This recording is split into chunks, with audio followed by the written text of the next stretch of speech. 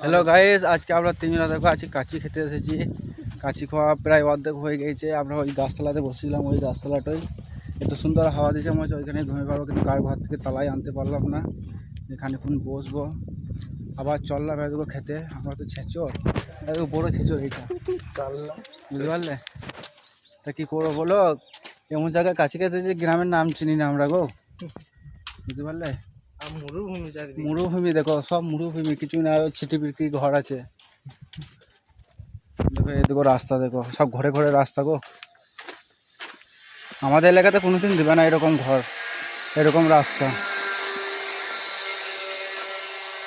হাতে থাকে রোদে যা টেম্পার ভাই, এই যা মশা একটু দুদিনে শুরু করে দিবে, দেখাও এটা দুদিনে শুরু করে দিবে। এত গরম কি সহ্য হয়? চলো রাখছি, আবার আগে ভিডিওতে দেখা যাবে। খাবার টাইম এখন, বুঝতে পারলে? বকতে পারছি না, গরমে বেশি মাথা যন্ত্রণা করবে। আমি ঠান্ডা হয়ে গেল।